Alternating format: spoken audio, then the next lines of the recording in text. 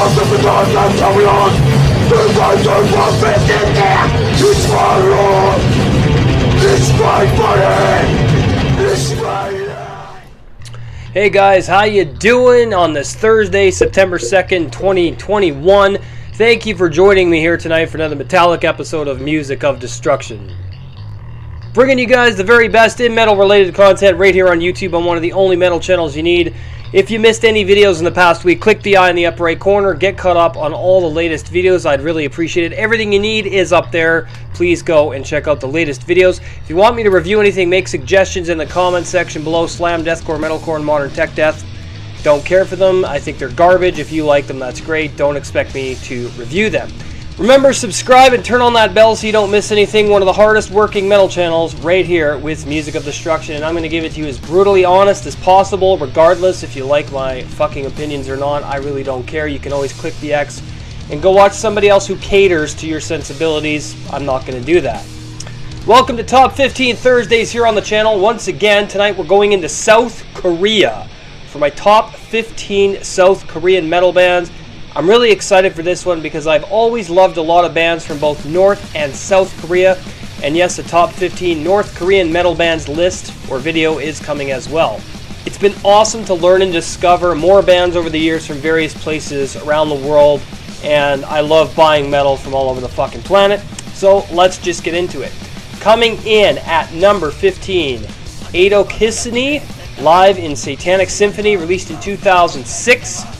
On Astral Productions. This is black death metal in the vein of Blasphemy, Proclamation, Archgoat, Bestial, Warlust, and bands like that, but they have their own sound. There's a very Asian atmosphere going on here. You can certainly hear it in the guitar riffs, the drum work, and the bass and the vocals. There is a very Oriental influence in this music, and you can definitely hear that ancient Oriental sound in this number 15, Adokhsiny, live in Satanik Symphony. Coming in at number 14, Asiana, Out on the Street, released in 1990 on Seorabul Records. Sorry. Traditional heavy metal. This reminds me of like Dio, Iron Maiden, Judas Priest, and bands like Satan, and the old school new wave of traditional metal bands rolled into one. You can definitely hear all of those influences here. There's a lot of passion and conviction going on here, but some incredible songwriting and very epic song structuring that will have you coming back to this album again and again. Number 14, Asiana, Out on the Street. Coming in at number 13, Black Hole, made in Korea, released in 1995 on EMI Records. Speed power metal in the vein of Motorhead, man. That's what Black Hole really remind me of. It's like like the child of Motorhead. There's a lot of great driving, pounding riffs on here, pounding drumming, and a very driven, speed-related atmosphere here that I absolutely adore. Black Hole is pure Motorhead worship, but of course they have that Oriental influence. You can hear it in all of the instrumentation, that very Asian culture coming through on this. Amazing stuff. Number 13, Black Hole, made in Korea. Coming in at number 12, Catatonic Revulsion, Inverted Cytohistogenesis. Try and say that 3 times fast. Released in 2019 on Unopsis Records. This is brutal death metal in the vein of Cryptopsy, Broadquin, Skinless, and bands like that, Nile. Not a lot of technicality going on here, but extremely violent, aggressive, visceral, raw, and putrid. The production could be a little bit filthier, but it's not approaching production that makes me want to put somebody's head through a wall with that, how clean and tacky it is. So it's definitely an awesome album. Make sure you check out Catatonic Revulsion, Inverted Cytohistogenesis. Coming in at number 11, Barbaros with Beast of Infernal Kingdom, released in 2005 on Nebulous Productions. This is raw black metal with a satanic occult atmosphere and lyrical themes, very aggressive and barbaric, very primitive in its song structuring, not really concerned with melodic palatability or even anybody who appreciates common metal. I really love this. Barbaros, Beast of Infernal Kingdom, gets number 11. Coming in at number 10, Gotaru with Primitive Metal, released independently in 2003 on cassette. This is black metal in the most primitive sense. Think of Darkthrone meets bands like Abruptum and things of that nature, and you definitely have, there's even a bit of that Les Legion's noir influence in here with its primitivity and things like that. Very raw and aggressive and atmospheric, but also very cold, obscure, and desolate. This is an amazing record, Gorataru's Primitive Metal.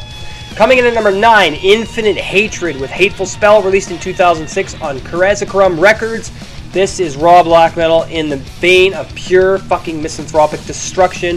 The riffs cut your veins, or cut through your skin like knives. There's a very ice-cold production that will freeze your blood and fucking make you feel like you've been frozen solid. This is extremely misanthropic in its delivery, songwriting, and lyrics, as well as vocals are very wretched and almost like fucking nails on a chalkboard, but that's what makes raw black metal so awesome. Number 9, Infinite Hatred's Hateful Spell.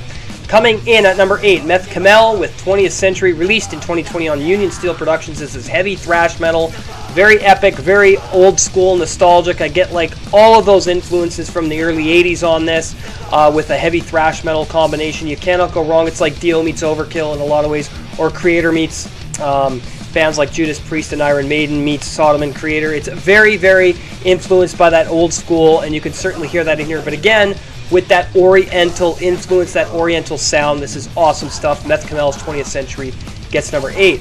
Coming in at number 7, Origin of Plague, self-titled, released in 2016 on Eerie Hint Productions on cassette. This is black metal in the vein of pure fucking hatred. It's raw, it's cold, it's desolate, it's isolated, it's misanthropic, it's fucking chilling, and it's very abrasive. You're not going to be a fan of this if you like cocksuckers like Dimmu Borgir or Cradle of Cocksmokers.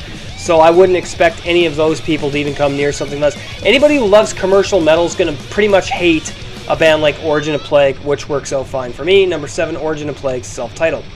Coming in at number 6, Necromyth with Slaughter of the Seorabul, released in 2009 on Practical Art Productions. Black death metal, again, that war metal coming through here from South Korea. Very violent reminiscence of Bestial Warlust, Proclamation, Archgoat, things like that. But again, has their own take, their own sound. Not a Blasphemy clone, not an Archgoat clone or anything like that. They have their own sound, but you can certainly hear the framework and those influences coming through on this. This is an incredible album. Number 6, Necromyth, Slaughter of the Seorabul. Coming in at number 5, Necromancy Slave, Obscurum Prevails, released in 2017 independently. This is pure occult, obscure black metal. There's a little bit of a satanic theme here, but most of it is very occult and atmospheric and dark and mysterious. More of a mystical influence based on atmosphere, and influence, rather than an occult, satanic one, but they do have some of those themes in here, and it's very ritualistic sounding as well. Great atmosphere here with Necromancy Slave, Obscurum Prevails. Coming in at number 4, the band playing in the background, both on the screen and in the audio, we have Sehon, 10 Years in the Battlefield, released in 2011 on CJ Music. Death thrash metal that fucking reminds me of old school Possessed meets Death meets Autopsy and things like that, but also Creator and Sodom. You can hear that in here as well. A little bit of Overkill. I really enjoy this a lot. This is one of the greatest South Korean metal bands I've ever heard in my life. Definitely one that you're going to want to check out. That's what's playing in the background. They've played live quite a bit in South Korea. Not sure if they've had much of a following, but you definitely owe it to yourself to check out Sehon, 10 Years in the Battlefield. Gets number 4. Coming in at number 3, Shadows of Black Candlelight, History of Resurrection, Chant of Necromancy, released in 2017 on Talheim Records. This is occult, ritualistic, primitive, hateful black metal. Cold, desolate, ritualistic, evil, and fucking sinister in all of its glory. Very dark and oppressive as well. Very raw production. You're not going to be marveled by the technicality, because that's not the point of fucking black metal. This is an amazing album. Make sure you check out Shadows of Black Candlelight, History of Resurrection, Chant of Necromancy gets number 3. Coming in at number 2, Seed with Terror Struck, released in 1998 on Woonjin Productions. Brutal death metal that reminds me of fucking Broadquin, man, meets Skinless. That's what I get with this. There's a lot of that OSDM influence in here as well. It's very raw in its production, very abrasive and violent and disgusting, with a nice rotting production and atmosphere hanging over it. Seed's Terror Struck will leave you battered and bloodied and fucking destroyed on the side of the road. Make sure you check out Seed's Terror Struck. Gets number 2. Coming in at number 1, Paya, or Pia if you prefer, with The Haunted House, released in 2008 on Tumult Records, DSBM, by a 14-year-old, or he was between 14 and 17 at the time. You guys have heard me play this band a lot on my radio show. This is probably the angriest fucking depressive black metal album I've ever heard. This rivals Zaster, I Shall Become, Judas Iscariot, and Dragar and bands like that, Streborg. This rivals some of the best bands in the DSBM genre. In fact, I would probably say Pia's The Haunted House is one of my favorite, if not my favorite, depressive black metal album of all fucking time. There is nothing here that you would not enjoy or not love if you're a fan of Misanthropic DSBM. Pia's The Haunted House is a fucking masterpiece. Tumult Records gave it a 10. That's how fucking good this is, and I'm so happy it saw a US release because I scooped it up back in 2010. So make sure you guys check out Pia's or Pia The Haunted House. Alright, so there you have it, another top 15 in the books here on Music of Destruction. I hope you enjoyed the premiere. If you're new to the channel, subscribe, turn on that bell. It's free. You won't miss any videos that way. For all notifications, teespring.com/music-of-destruction. Lots of merch there. I got a Bonfire store now as well. Bonfire.com/store/music-of-destruction. Lots of killer merch up there as well. The girlfriend is working on more designs for both Teespring and Bonfire, so make sure you support that way. Please go and buy some merch. It's pretty awesome. We've done a great job making merch together. If you want to support on Patreon as well, the Seed episode 34, the history of the Les Legions Noir, up on the Patreon page. These podcasts are exclusive to patrons for $5 a month. Patreon.com/music-of-destruction. Pick the $5 tier, enter your credit card or PayPal. You only pledge once a month and you get access for life as long as you're a patron. Thank you very much for the patrons who are supporting. I really appreciate it. It goes to keep this channel going, keeps me making more videos. If you're a fan of my work, it's a no-brainer. Also, contributing to our new YouTube channel, Beyond the Big Screen Movie and Game Review, our debut Alien review. Part of our Alien trilogy is coming up September 5th. That's premiering at 12 p.m. Make sure you head on over to Beyond the Big Screen on YouTube and hit that subscribe button, turn on notifications. We'll see you for that premiere on the 5th, on Sunday, September 5th, and we'll also see you for Metal Album Warfare Fridays. Take care, have a great night, like, comment, subscribe. See you in the next video.